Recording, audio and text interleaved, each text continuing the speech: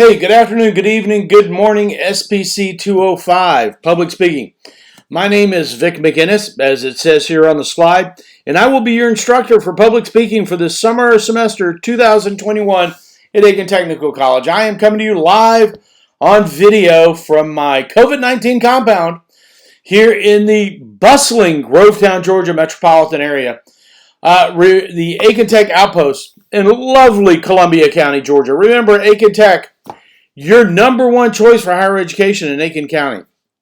Today, class, this first lecture is going to be just an introduction to the course to give us all some baselines of what we need to know so that we're all able to function and, again, to make sure that you get the highest grade you possibly can is part of this. First thing we're going to start off with, though, is let me tell you a little bit about me. I was born and raised in the great state of Alabama. I grew up in a little town called Homewood. It's a little town just south of Birmingham. I attended Auburn University where I got a bachelor's degree before any of you guys were born, so I'm not going to go over the dates. I got a bachelor's degree in communications with minors in political science and history, with a liberal arts degree and my job possibilities being many of the better fast food restaurants in Alabama. I enlisted in the United States Army. In Army intelligence, I served for 6 years in the Army. I got out as a sergeant, took my VA benefits, and I went back to Auburn to go to graduate school, where I got my master's degree in communication with a minor in international relations. I went to work in the U.S. government intelligence community. I worked at the National Security Agency for 22 years. I then went to work in Tampa, Florida for the United States Central Command, which is the military command that runs all military operations for the United States in 22 Middle Eastern and Central Asian countries. Very exciting job for 5 years. Then I retired from the federal service when my wife's job moved up here to Fort Gordon. I taught over at the United States Army Cyber School for 2 years. And then I came to work at Aiken Technical College full-time back in 2018.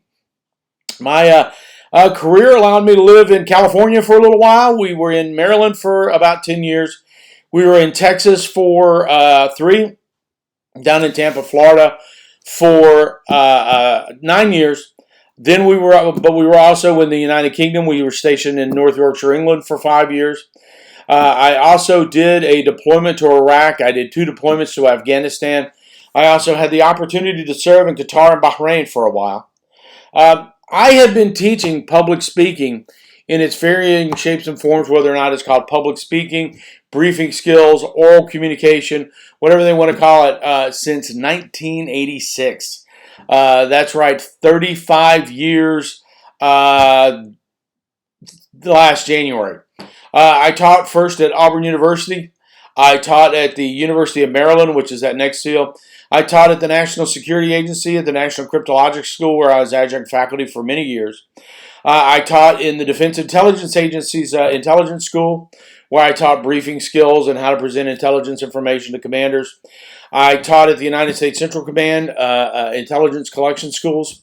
I also taught at the John F. Kennedy Special Warfare Center, where we trained Special Forces personnel. And then I also taught, like I said earlier, at the Army Cyber Center of Excellence. Okay, so I have been teaching this subject since Ronald Reagan was president. So when I tell you this is the way something should be done, I mean that in all sincerity, not just because I have the practical experience, but because I also have the textbook and the scientific backing and the research backing to prove all of it.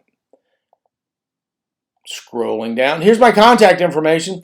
The best way to get in touch with me is via email. And again, there's my email, mckinnisv@atc.edu. I will be on campus most days of the week, but until we lift all the COVID protocols, I will meet with you on campus only by appointment, so I don't list any specific office hours. I'm generally on campus 5 days a week, but I don't want anybody doing drive-bys. I have to arrange for a room for us to meet in because in my office we just can't social distance appropriately. For summer semester, I would imagine if we're going to have a meeting, we're still going to be wearing masks. We'll probably do it in one of my classrooms.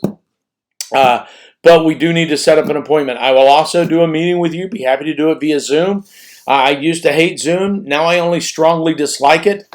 It's better than nothing and allows me to meet with students without going through the hassle of setting up rooms and everything else. Feel free to email me at any time. I make a pledge that if you email me, I will get back to you within one working day. Usually it's the same working day. Usually it's within a couple of minutes. I usually watch my email very closely. The one exception to that will be generally after about 3 o'clock on a Friday afternoon, I have unplugged for the weekend. You guys like your weekends. I like my weekends. Everybody's off for the weekend. If you send me something on Friday afternoon, I'm probably not going to see it until Monday morning. Okay, so you can't, but otherwise I will probably get to you within that day. All formal communication, though, if I need to tell something to the entire class, it will go out via Blackboard announcements. So if you are not seeing Blackboard announcements in your emails, you need to follow up on that. But that doesn't mitigate you from having to be aware of those. I would recommend you go and check every other day, every day. Check the announcement of the Blackboard page for the class just to make sure you're up to speed on everything that's going on in the class. I have had students, and you're going to hear today a lot of things. I have had students and sentences are going to start that way, because I have had students that have had their Blackboard announcements all go into their junk mail and they've missed assignments. And I'm sorry, there's nothing to be done about that. It is your responsibility to go to Blackboard and check, okay? And this is coffee, and by coffee, I certainly don't mean bourbon. Okay. Next, our goals in this class. Everyone should have seen the Aiken Tech mission statement before. That should not be surprising to you. I hope you all have. Aiken Tech is a public, open-door, 2-year comprehensive institution of higher education established to provide citizens of the greater Aiken County opportunities for educational workforce development. My key phrase in that is the last 2 words, workforce development. I'll tell you why in just a second. Course description, I hope you've seen before. This course is an introduction to the principles of public speaking with application of speaking skills. What that means is we're going to study the theories of public speaking, and then you're going to get a chance to do a lot of public speeches.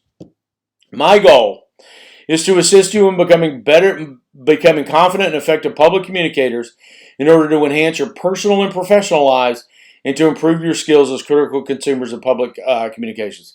Let's take that last phrase first. Of late in the 21st century, there's a lot of bad public communicators.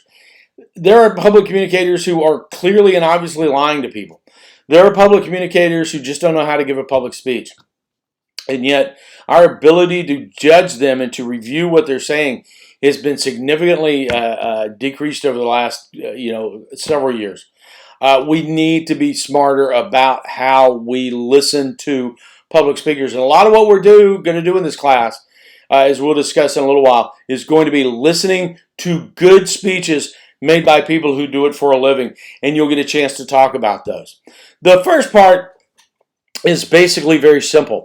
To assist you in becoming confident and effective public communicators in order to enhance your personal and professional lives. Real simple. You're a better public speaker, you make more money. It's been proven over and over again. Forbes magazine said we've closed a lot of those critical skill gaps that we used to have with science, technology, engineering, and mathematics. But what we don't have is people that can effectively publicly communicate. So in your professional lives, if you are a better public communicator, you make more money. You are more value to the organization. So we'll be working on that. Okay, we have a textbook. Please don't be the person this semester, and there is one every semester. Okay, I got to tell you guys something. A little aside here. So this is being done on Monday morning, the 10th of May. On Friday afternoon at about 4:30 on the 8th of May, my bicycle went left, and I went right, and I fell, and I have broken 2 ribs. So I am sitting here with 2 busted ribs. Which means it's clearing my throat is painful. So just so you guys, and if you're wondering why you're not seeing my left hand at all, it's because I'm propped up on the arm of the chair. But anyway, this is how dedicated I am to you. We do have a textbook. Do not be that student that in the last week of the semester, when I tell you and you get your final exam review, that, hey, listen, you need to make sure you're up to speed on all your readings in the textbook. Do not be that student that comes to me and goes, we had a textbook? I had a student last semester that actually argued with me via email. Mr. McInnes, I just watched the final exam review. You were incorrect. We didn't have a textbook for this class. I'm not going to list the URL here because you're not going to be able to mark it and move it anyway. The URL for the textbook is in the syllabus. You do have a textbook. I am a wonderful instructor. I am a great guy and a true humanitarian. You do not have to pay for a textbook that you're just going to throw away at the end of the semester. But that doesn't mean that there's not a textbook. So please, go online and start reading the textbook. Okay, let's get to the important stuff and the stuff that might get you in trouble. In my class, and I am very adamant about this, it is not acceptable that any member of my class will be made to feel excluded from opportunities provided by Aiken Technical College in association with any of the following issues: race, religion or creed, national origin or ancestry, sexual or gender orientation, age, physical or mental disabilities, veteran status, genetic information, or citizenship status. Period, close quotes, end of sentence. Okay? If you don't understand what all that means, you need to ask, send me an email and ask me. Okay? Because it will not be tolerated in this class. And yes, I have given zeros for speeches before, because they said something that was inappropriate and violated this inclusivity policy. Okay? The one that I've run into most often is old folks don't believe that.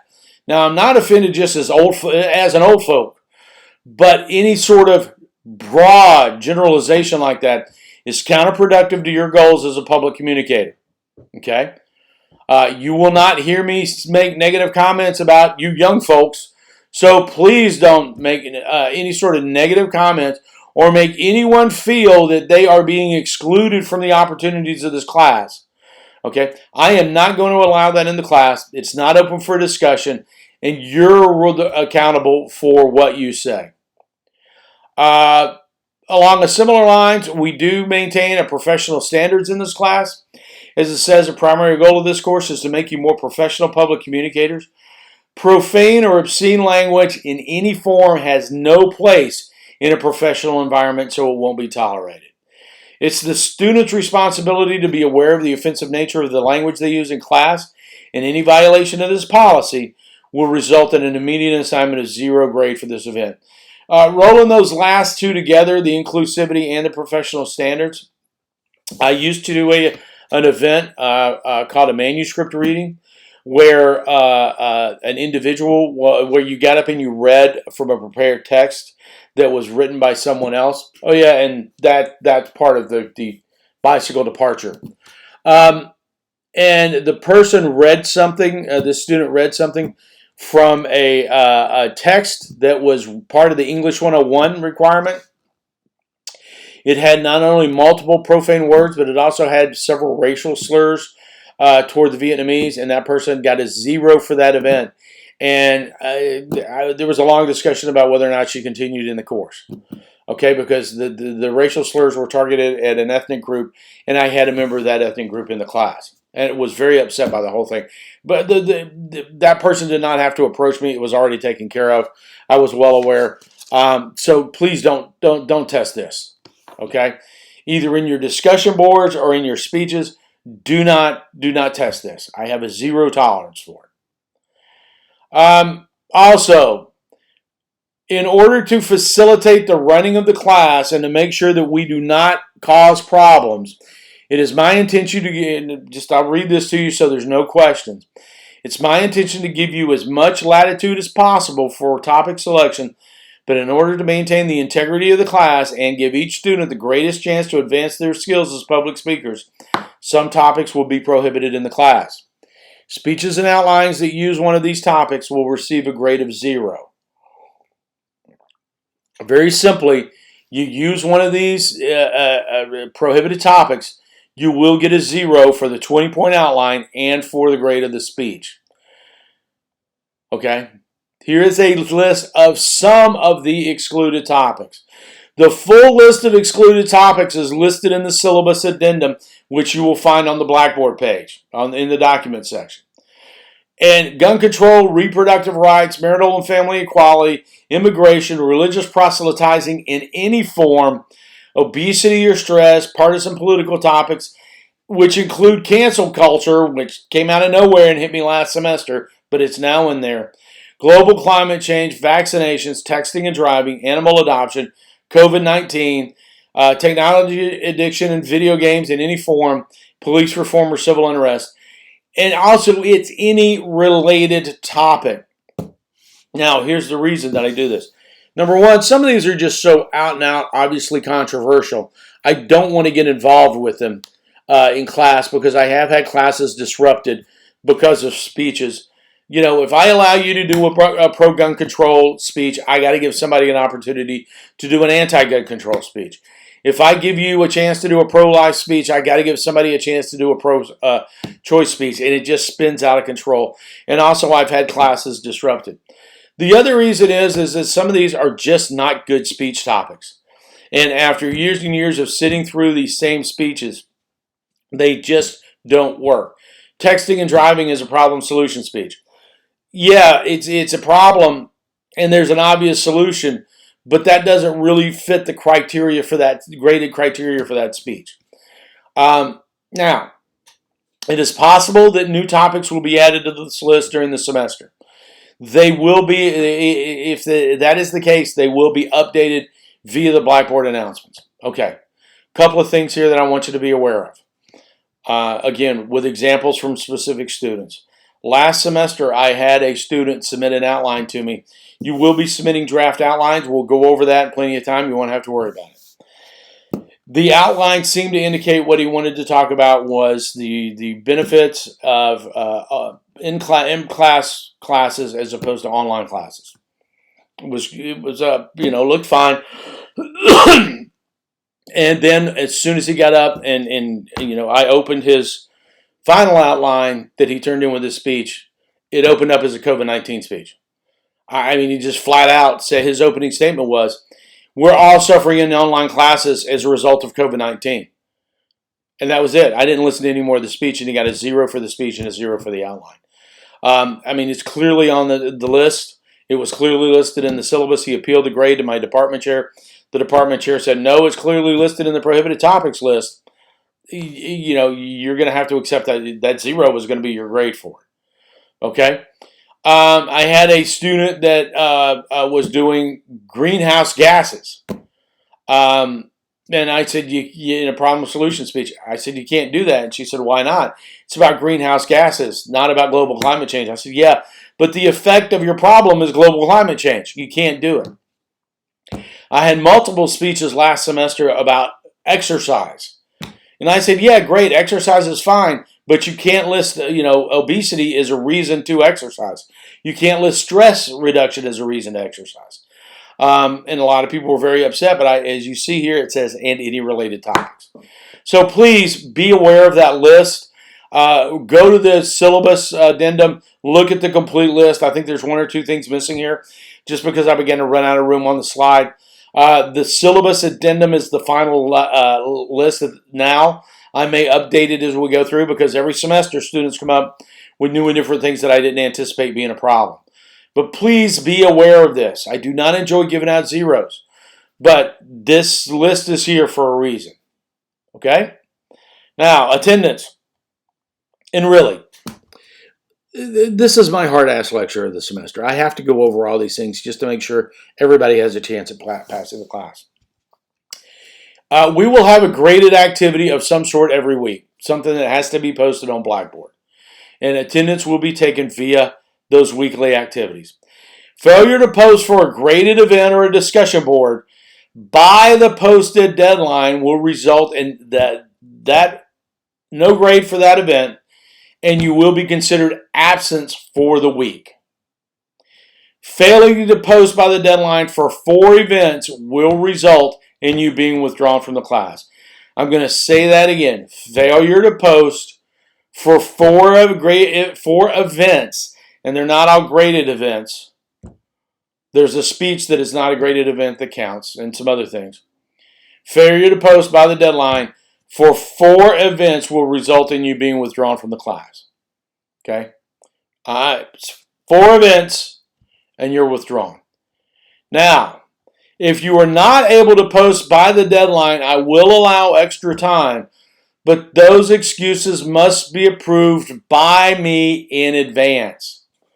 Okay, so if you've got something due at 8 a.m. on a Monday, and you come to me Sunday night at 10 o'clock and say, hey, listen, I was driving back from Myrtle Beach. My car broke down at 2 o'clock on Sunday. Here's the tow receipt that I got from the tow company. I didn't get back. I just got home right now. I'm not going to be able to get my speech posted in time. Can I get an extension? 99 times out of 100, I'm going to say sure. If you just go to bed and wake up at 9 o'clock the next morning and immediately send me an email and say, hey, listen, here's the receipt from the tow company. I was towed last night. I'm going to write you back and I say, I'm sorry, I wish you'd let me know before 8 o'clock this morning because the deadline is already passed. Now, everybody has one of these. It's a smartphone. Almost everybody does. You can email me from wherever you're at. Okay? If you email me and say, hey, listen, I'm having a problem. I will get your documentation tomorrow, but I'm not going to be able to turn it in. I really want to work with students on that. Okay? I really do, but you have to let me know in advance. Now, an excused absence has to be related to a specific event. In other words, and poor time management doesn't count. In other words, you saying I'm getting behind in my work and I just need some extra time. That's not going to do it. It has to be a specific unplanned event.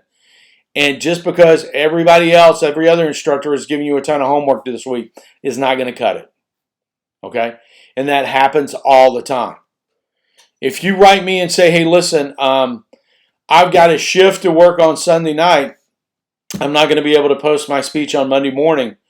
I'm going to write you back and say, I need something from your supervisor saying that this shift you're working on Sunday was not scheduled and came up at the last minute. Well, it's a regularly scheduled shift, but then that's poor time management on your part. All your assignments will be posted at least a week in advance. You have a full week to work on them. Now, if a member of your family gets sick, if you get COVID, all these things, I understand that. Please send me a note. But don't just say, I've gotten behind on my assignments. I need more time. Okay? Because one of the things you're supposed to be learning here is time management. And the Student Success Center has some great time management tools that can help you out with that. Okay. There will be 5 formal speaking events. There'll be one other one that's not, I don't consider a formal event. There will be 5 formal speaking events. You will do an ungraded 2-minute speech. You will do a ceremonial introductory speech. You will do an informative speech. You will do a problem solution speech. You will do a persuasive speech. This is a public speaking class. Failure to participate in 2 of these events will result in you being withdrawn from the class. Okay? Failure to participate in 4 events overall or 2 speeches will result in you being withdrawn from the class. Because you're just not getting what the class has to offer and you're not meeting the academic standards. Okay? Now, we'll be watching, and I don't know how many. Last semester it was 10, but summer semester is 3 weeks short. You will be watching a series of really good speeches. And then you will be discussing them on discussion boards. Now, you will write 2 to 3 full paragraphs. Your initial input will be 2 to 3 full paragraphs, talking about what you thought, your perceptions of the speech and the speaker. That will be worth up to 10 points. You will then write 1 full paragraph, at least 1 or 2 full paragraphs, responding to other students' posts. You guys should be familiar with discussion boards on Blackboard by now. We've been fully online for over a year. This should not be news to you guys. Discussion board deadlines will be posted when the forum is open. I usually try to make them on Monday morning at 8 o'clock so you have the full weekend to work on them. But again, failure to post them for these discussion boards, that'll be enough to get you withdrawn. Okay? Now, the big question is, what do you consider a full paragraph? Well, the best I've found is from the Writing Center at University of North Carolina, Chapel Hill. Many students define paragraph in terms of length. Paragraph is a group of 5 sentences, half a page. In reality, though, the unity and coherence of ideas among students is that what constitutes a paragraph. A paragraph is defined as a group of sentences that form a unit. Ultimately, a paragraph is a sentence or group of sentences that support one main idea. Now, if you go back up here and you see that it's 2 to 3 full paragraphs, okay? So what am I expecting? First of all, on that initial input, I'm expecting to see 2 paragraphs. If you write one long paragraph and tell me, then come back and tell me, well, really it was 2 paragraphs, I just forgot to indent, you're not going to get full credit. I have close to 100 students this semester. All of them are doing the discussion board inputs. I can't just really go through and try to spend the time to figure out whether or not you intended for there to be a second paragraph. Now, every semester I have a student come up to me and say, well, you said a paragraph was 5 to 7 sentences. I never say that. I refuse to say that. Because a good paragraph can be 3 sentences long. It's got to be a really well-crafted 3 sentences. So don't say that you said we could write 3 sentences. That's not what I just said. A good paragraph is a central idea supported by supporting data. Okay? You want to say 5 sentences? Write 5 sentences. That's fine. But if your 5 sentences are, that was a good post. I agree with you in every way. You supported your ideas very well. I thought he gave a good speech too. That was a great post. That doesn't say anything to me at all. That's not good. That's 5 sentences, but it's not going to get you any credit. Okay? I need to see you in your initial post engaging with the speaker in the speech by doing something other than a recap. And I'll say this now, and I will include it in the first discussion board. I have seen all the speeches we'll be watching. One of them I've probably watched close to 400 or 500 times. Okay, I do not need a recap of the speech. You need to tell me your ideas on whether or not it was a good speech and whether or not they were an effective speaker. Okay, we'll get into that more on your first discussion board, which will be coming up later this week. Okay, grades that will be available to you. There will be a 25-point quiz this week. It's no big deal. Don't flip out about it. Your ceremonial speech will be 50 points. You will have 3 outlines for your informative, problem solution, and persuasive speech. Those are worth 20 points each. Your informative speech is 75 points. Your problem solution speech is 100 points. Your persuasive speech is 125 points. Okay? And again, those are graduated so that as you get better, you earn more points. It's just that simple. Discussion boards are worth 20 points each. Then you'll have a final exam for 150 points. Please remember, I will make all reasonable accommodations for persons with documented disabilities. Please email me a copy of your accommodation statement that you got from Rich Weldon, our advisors for students with disabilities. Students who miss 4 graded assignment will be withdrawn from the class. Students who fail to do 2 of the formal speaking events will be withdrawn from the class. And don't come to me and say, well, I didn't think you'd actually do it. I withdraw students every semester because they're not meeting those academic requirements. And if you're going to have a problem with the class, let me know as soon as possible. I can't help you with a problem if I don't know about it in advance. Okay? All right, a couple of other things. Public speaking is a skill. We'll tell you a little story. We board our dogs. I have 2 dogs. One is very smart. His name is Shug. One is very strong. He's not very smart. His name is Cameron. We board our dogs at this place we like. And there's a lady that works there who always chats with me. And I brought the dogs in. We had brought the dogs in, and I was going to pick them up. And she sat there and, took a couple of minutes for the dogs to come up. We're sort of standing around there awkwardly. And she goes, well, Mr. McInnes, what do you do for a living? I've never asked you that. And I said, oh, I teach over at Aiken Technical College. And she goes, oh, what do you teach? And I said, well, mainly I teach public speaking classes. And she goes, well, how do you teach that? Oh, well, what do you mean? She goes, well, you're either a good public speaker or you're not. And I went, well, let me ask you a question. because I've heard that before. So you ever know anybody that was a really good singer? She's going like, well, yeah. And I said, did they just become a good singer overnight? Were they born a good singer? Or they could just naturally sing? Or do they have to work at it? Well, they have to work at it. Public speaking is the same way. And for the nursing students in the group, for the phlebotomists, I would ask you to recall, the first time you drew blood from a patient. How did that go? And now that you've done it 1,000 times, how is it going now? For the welders, I would ask, remember the first time you put that rod into an arc welder and started welding? How did that make you feel?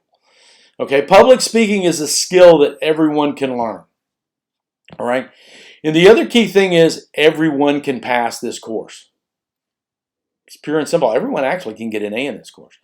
I am going to tell you exactly everything you need to do in every event so that you can get maximum points.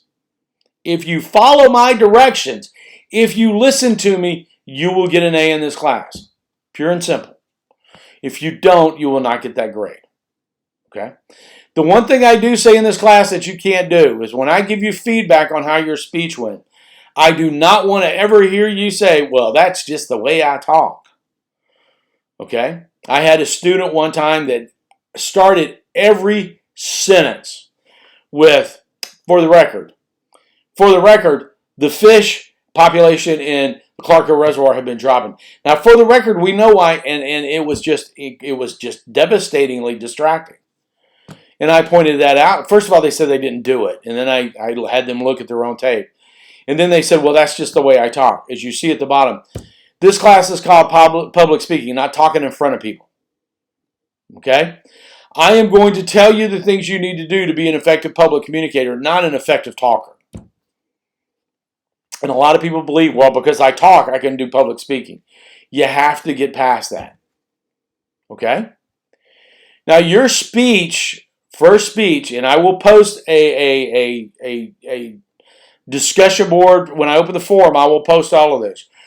You're going to post a speech on YouTube, and I will post a link to a YouTube tutorial. Your speech will last no more than 1 minute, and you will introduce yourself. The speech will answer the following questions: your name, where you're from, what you do for an occupation. And if your occupation is stay-at-home parent, caregiver, hey, I respect that. Say that with pride. Don't hesitate. Tell us why you're taking SPC-205, and tell us one truly unique thing about yourself. Okay? Something that makes you different from every other human being in the world. All 8 billion of us are unique in some way. Okay? You may use 2 note cards no bigger than 4x6. You shouldn't need more than 1, but these are fairly simple questions. Do not write your speech out word for word. We do not do that in this class. And then this will be an opportunity for you to practice your YouTube and video skills. And so again, this will be posted, and I will post a link later on today showing you how this works and giving you everything you need to know to get this done. Okay? So some things about video. First thing I'm going to tell you is the major problem we have with videos are framing. Okay, this is good framing. You can see this young man's feet. You can see his top of his head. I get so many people that cut themselves off at the knees. In order to grade you, I need to see you from the bottom of your feet to the top of your head. Okay? This is bad framing because you're so far away from the camera, I can't see you. And I have had videos that were worse than this as far as being so far back in the frame and giving me like 80 feet of a blank wall. Or for the people who film outside, it's like you're at the other end of a football field sometimes. That is bad framing. This is also bad framing. If I can't see from the bottom of your feet to the top of your head, you're going to lose 10 points. I have to be able to grade your nonverbal communication skills. And if you're cutting off half your body, that's going to cost you 10 points right off the bat.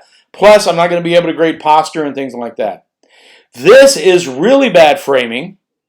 I have these every semester. I have had people persist in doing this well into the semester, and they can't understand why they're always losing 10 points. This is really, really bad framing, and I had this for 3 speech. One student gave me this for three 3 consecutive speeches last semester. Okay, again, I'm going to go over this, and everything's going to be, you don't freak out. I will go over this with you in a video I'm going to post later on today. Okay? And then be aware of backlighting. I cannot look at your facial expressions. The worst problem that people have with this is ceiling fans with light fixtures. They get it to where their head is right in front of the ceiling light fixture, and I can't see eye contact. I can't see anything. Please be aware of the backlighting. And then finally, please be aware of sound issues. Okay? This guy's not giving a public speech, but you get the imprint, the idea here. And please, please, check the batteries in your smoke detectors, because I usually have about 5 speeches out of the 100 where somebody's smoke detector's going off and it picks up so well that I'm running around my house checking my smoke detectors. Please change the batteries in your smoke detectors twice a year if you don't already do it. But I had a student last semester who did a speech outside. And you can do speeches outside, but you're accountable for the sound. And apparently they live on the side of a major highway where trucks like to jake brake, because about every 30 seconds, their sound will get completely washed away for 15 seconds. And I can't grade a speech I can't hear. Overall, I'm going to recommend to all of you that after you tape your speech and you watch your speech back to make sure you can be heard, to make sure the framing's right and everything else. Okay? And we'll get into that more the closer we get to it. So we're going to start off, and your first discussion board will be posted later on today. Okay? The person on your left here is Jon Stewart, semi-retired stand-up comedian and talk show host. The guy on the right is Mitch McConnell. Probably during the last administration, certainly, one of the 3 most powerful men in Washington. Now, in the 21st century, a lot of people say public speaking, and I have students say this to me all the time. Well, public speaking is a dead art form. Nobody really cares about public speaking anymore, do they? I mean, it's just a waste of time for us to study it. Your first discussion board will be 3 video clips. Jon Stewart, Mitch McConnell giving talks, and you're just going to see how devastatingly effective public speaking can be in changing public policy. Okay? And all that will post later on today so that you have plenty of time to get it done. Okay? But and I always use this as my first discussion board because it shows just exactly how devastatingly effective public speaking can be in changing public policy. Okay, so you got a couple of things coming up this week. First will be a discussion board that I just talked about. The next thing will be your introductory speech. The discussion board, those will post later on today. You'll have more information on that later on today. Okay, and later on this week, on the 13th, I believe that's Thursday, you're going to have a 5-question quiz. Now, what do you need to study for the quiz? The syllabus addendum, and this welcome lecture. That's it. Everything else will be, that's all you need. This is just a way for me to force you to look at the syllabus and the syllabus addendum in this lecture. Okay? And again, I will post all of this as we continue to go through. Okay, so closing statement here. I know a lot of you, I have had, and we'll talk about it during performance apprehension. We don't call it stage fright in this class. We call it performance apprehension. I will walk you through everything you need to do in this class to get an A. Last, I had a student story. I had a student that came to me before the class started. This is back in the olden days when we could used to meet face-to-face. She stopped by my office. She said, "Hey, my name is so-and-so, and I'm in your public speaking class." I went, "Hey, great. I look forward to seeing you in class." She's going like, I'm not looking forward to it. I hate the idea of public speaking. And I went, "It's okay. A lot of people do." And she's going like, "No. The first time they told me I had to take a public speaking class 2 years ago, I nearly threw up on my advisor. I really have bad stage fright." And I said, "Well, first of all, we're not going to call it stage fright. We're going to call it performance apprehension, because stage fright is a bad thing. Performance apprehension can be a good thing." She's going like, "I don't care what you call it. I'm going to hate this class." And I'm going like, "Listen, I understand that. You need to do what I tell you to do. you follow my instructions, you listen to me, and you will get a good grade in this class. That's all there is to it. So she was not exactly what you would refer to as a dynamic public speaker.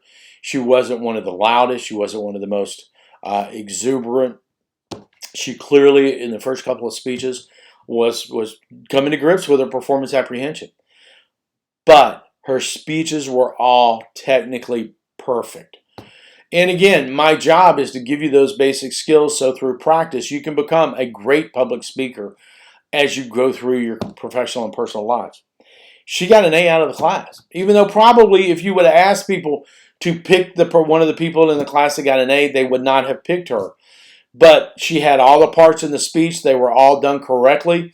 She did what I asked to do as far as the nonverbal delivery. She just wasn't necessarily, she didn't appear very comfortable in front of the audience, but that makes no difference.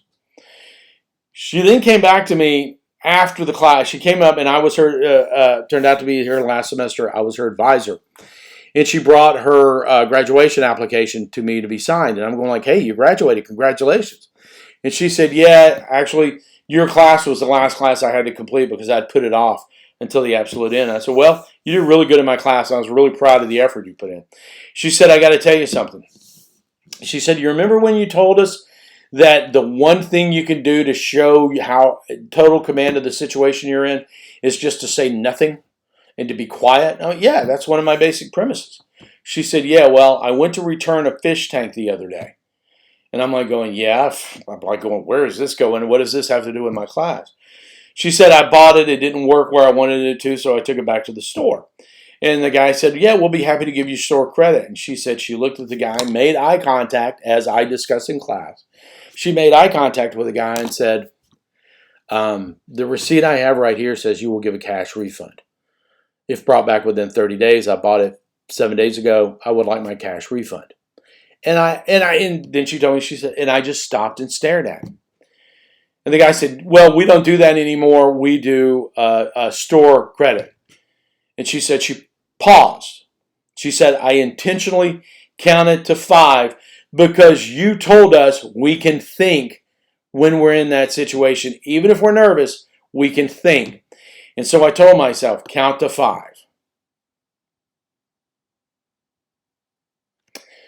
The receipt I have here says cash refund. I would like my cash refund. And again, that's good verbal delivery. That's good nonverbal delivery. That's perfect. And I said, and then what did you do? She said, I just stared at him. And he came back with, yes, ma'am, I need you to understand that we only do store credits now. I said, what'd you do then? She said, I counted to 5.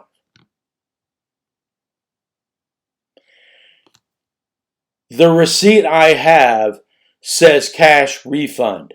I would like my cash refund. Reinforcing and reiterating a verbal message and affirming it with nonverbal delivery would be how I would put that as a professional. I said, how many times did you have to do that? She said, I did it 4 times. I said, what was the ultimate outcome? He said, the guy gave me my money. And then she just smiled. And I'm going like, that is excellent. That is one of the best afternoons I've had at Aiken Technical College. Because she took what we learned in class and applied it in an everyday situation. And you will be getting that same knowledge. And we will walk you through step by step so that each and every one of you can get an A. Okay? Follow what I tell you. Do the assignments. Put in the work. If I have to go to Father Rogers, the Dean of the General Education School, and say, hey, listen, they all earned A's. They're getting A's. Happy to do that. Okay? All right, so that's it for today. Look for more stuff to be posted on the Blackboard. Keep up with those Blackboard announcements. Stay on top of it. Watch the videos. Do the discussion boards. Post your speeches, and you're all going to do really well. Again, remember, email me, mcginnisv@atc.edu if you have any questions whatsoever. All right, stay safe, and we will see you soon.